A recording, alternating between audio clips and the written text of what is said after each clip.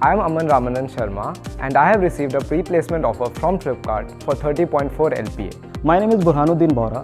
I have been fortunate enough to land a pre-placement offer at Flipkart for 30.4 LPA, and it has all been possible due to the help and support that I have received from Goa Institute of Management. I work with the Breach team, which is a part of the CAT Analytics division at Flipkart.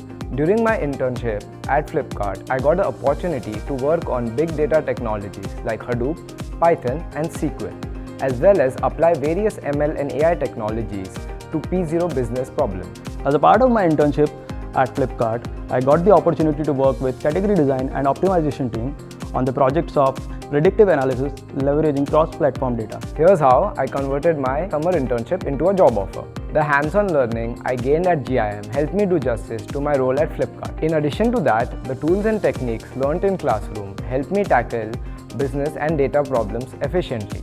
As GIM always motivates me to be a change maker, I was able to explore and experiment with my ideas at Flipkart, and I have been very fortunate that people at Flipkart has allowed me to be innovative in my approach and has always encouraged me to bring fresh ideas on the table.